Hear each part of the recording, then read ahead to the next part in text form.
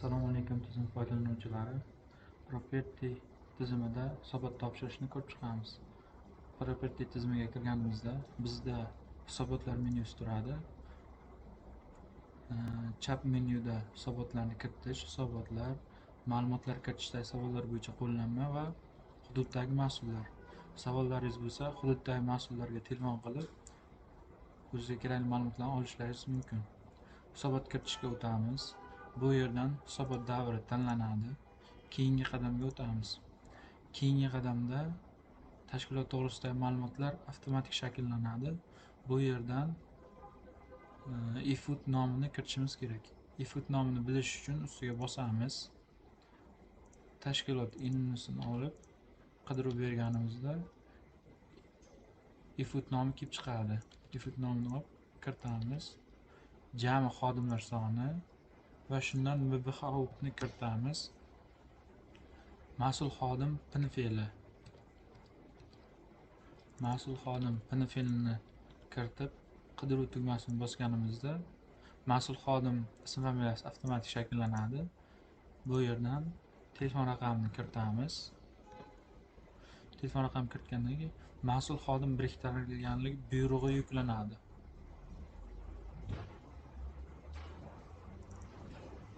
Buyruq yuklandi. Keyingi qadamga o'tamiz. Keyingi qadamga o'tganda tashkilotingiz tarkibidagi davlat ishtirokidagi tashkilotlar, ya'ni siz muassislik qilgan tashkilotlar ro'yxati kelib chiqadi. Bu yerdan sizga tegishli bo'lgan tashkilotlarni ko'rib chiqishingiz kerak. Agar sizga tegishli bo'lmagan tashkilot bo'lsa, tegishli emas knopkasini bosib, haqiqatdan ham ushbu tashkilot sizga tegishli emasmi tasdiqlaymiz. Bu tashkilot bizga tegishli emas. Agar adashib bosib qo'ygan bo'lsa, orqaga, ya'ni haqiqatdan ham ushbu tashkilot sizga tegishlimi deyapti, orqaga qaytarishimiz mumkin. Bu yerdan tegishli emas tashkilotlarni belgilaymiz. Agar bu tashkilotlar ichida sizga tegishli tashkilotlar mavjud bo'lmasa, qo'shish tugmasini bosib, o'zingizga tegishli bo'lgan tashkilotni qo'shishingiz mumkin. Bu yerda inini kiritiladi va qidiruv tugmasi bosganda tashkilot nomi, tumani, boshqa ma'lumotlar kelib chiqadi va qo'shish tugmasini bosish orqali o'zingizga tegishli tashkilotni qo'shishingiz mumkin. Keyingi qadamga o'tamiz. Keyingi qadamda davlat ko'chmas mulk obyektlari ma'lumotlar. Bu bo'limda sizga tegishli bo'lgan ko'chmas mulk ma'lumotlar avtomatik shakllanadi. Bu yerda kadastr hujjat fayllari, kadastr litrlar soni, kadastr litrlarni ko'rish, tegishlilik bo'yicha ma'lumotlarni kiritishimiz kerak. Hop, kadastr hujjat fayli kiritilishi kerak. Yuklashni bosganimizda kadastr hujjat fayli yuklanadi. Yopish. Kadastr hujjat fayli yuklangandan keyin yuklangan menyusiga o'tib qoladi, ya'ni o'zgaradi.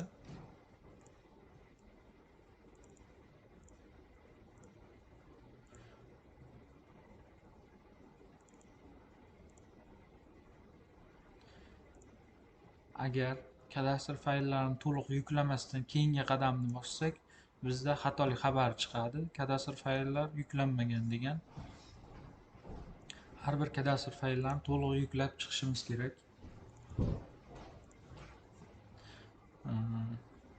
Bu yerda kadastr litrlar soni, har bir davlat ko'chmas mulkiga tegishli kadastr litrlar soni kelib chiqadi. Bu litrlar bo'yicha ma'lumotlarni ko'rish. Bu yerda kadastr litr mavjud. Bu litrni ma'lumotlarni o'zgartirishimiz kerak, rasmlarni yuklashimiz kerak. Yuklashni bosamiz. Bu yerda holatini tanlang deyapti.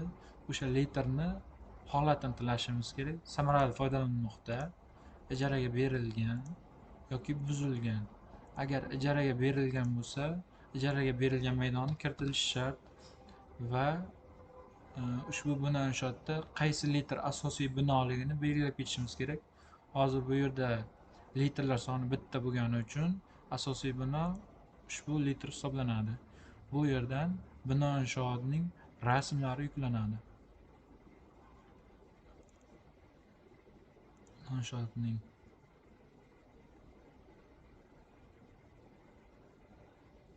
orqa tomoni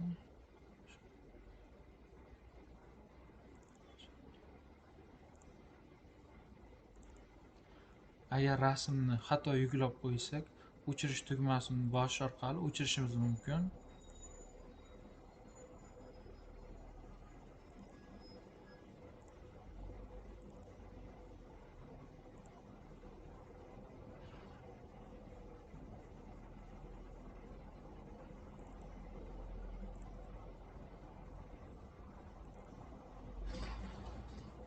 Ma'lumotlar kiritilgandan keyin saqlash tugmasini bosamiz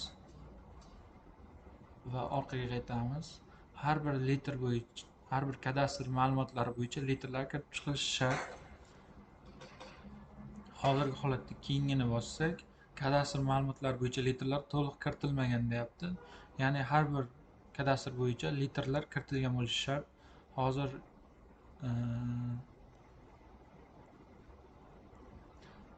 ikkinchi qatordagi litrlarni kiritishimiz kerak. Bu yerda litrlar mavjud emas. Bunga litr qo'shamiz.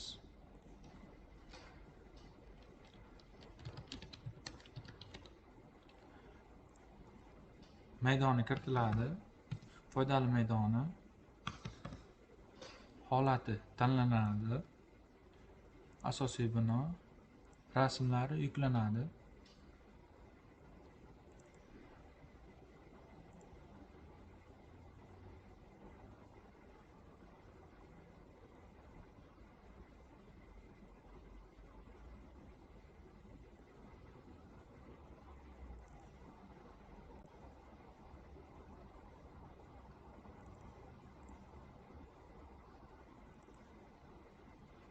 Va saqlash tugmasi bosiladi. Orqaga qaytamiz. Har bir kadastr ma'lumotlari bo'yicha litrlar kirib chiqilishi shart. Bu yerda litr mavjud. Bu litrda ma'lumotlarni to'ldirib chiqamiz. Holatini tanlaymiz.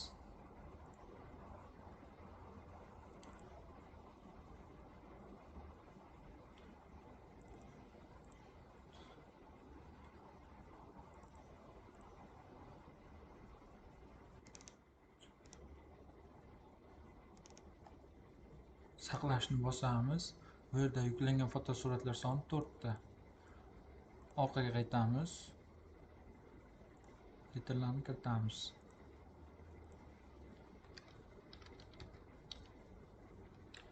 Yer maydoni. Holati tanlanadi. Rasmlari yuklanadi.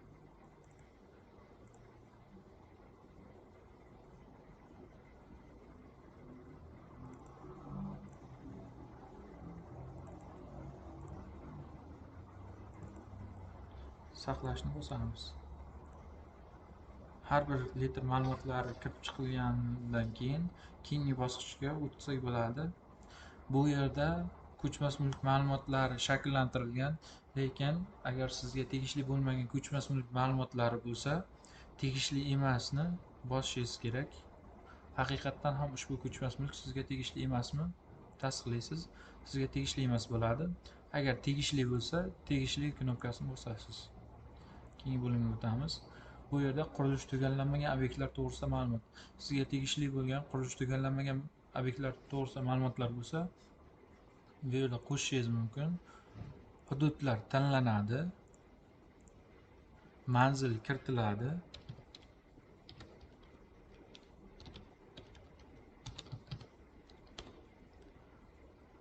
Qaror kiritiladi. Qaror sanasi. Moliyalashtirish manbasi respublika byudjetidan, mahalliy byudjetdan yoki boshqa homiylik tijorat tashkiloti tomonidan smeta qiymati kiritiladi. Qurilish boshlangan yil kiritiladi. Umumiy yer maydoni kiritiladi. Qurilish osti. Joylashgan joyi. Joylashgan joyini ustiga bosganimizda yangi sahifada lokatsiyasini tanlashimiz kerak. Bu yerdan lokatsiyasi tanlangandan keyin saqlashni bosamiz, yopishni bosamiz. Lokatsiyasi avtomatik ravishda qo'yiladi. Samarali foydalanish dasturiga kiritilganlik qarori va qaror sanasi kiritiladi. Qurilish maydoni fotosurati yuklanadi.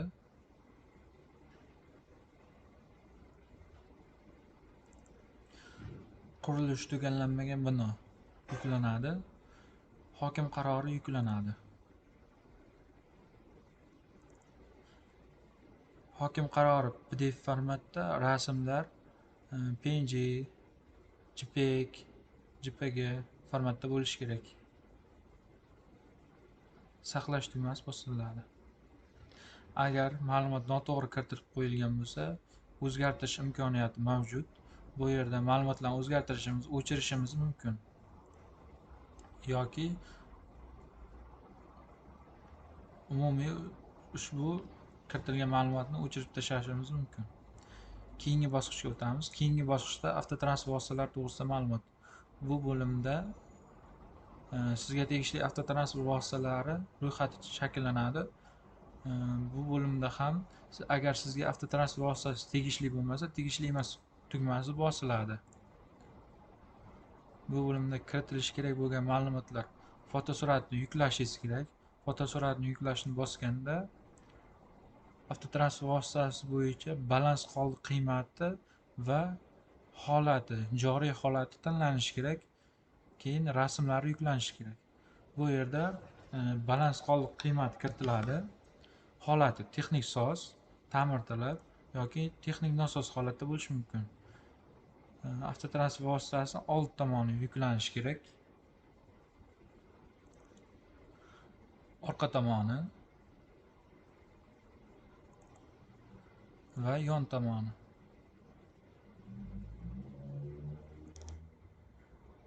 Pasport ma'lumotlari yuklanishi kerak.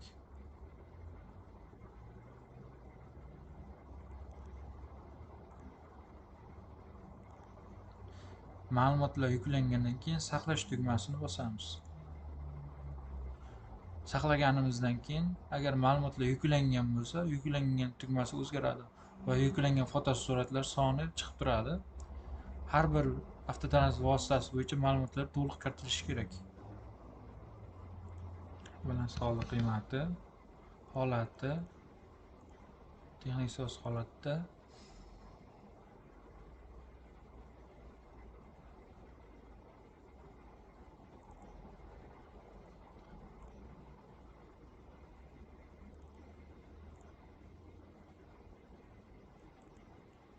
texpasport ma'lumotlari,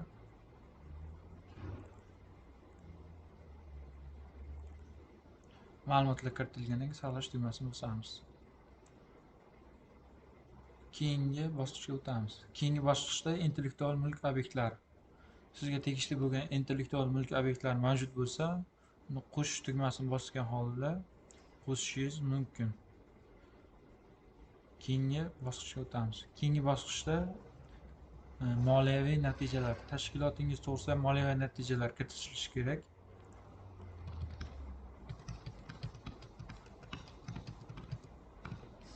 Moliyaviy natijalarni kiritgandan keyin keyingi tugmasini bosganimizda ma'lumotlar saqlanadi. Ma'lumotlar to'g'ri kiritilganini ko'rish uchun oldingi knopkasini bosib, oldingi bosqichdagi ma'lumotlarni ko'rib chiqishimiz kerak. Ma'lumotlar to'g'ri kiritilganiga ishonch hosil qilgandan keyin yuborish tugmasini bosamiz. Ma'lumot holati yuborilgan holatga o'tdi hisobotimiz. Hisobot tekshirilgandan keyin yuborilgan, qaytarilgan yoki qabul qilingan holatda bo'lishi mumkin. Agar hisobot holat qaytarilgan bo'lsa, qaytarilish sababini ko'rish uchun qaytarilishni ko'rilishni bosamiz. Bu yerda qaytarilish sababi keltirilgan. E'tiboringiz uchun rahmat.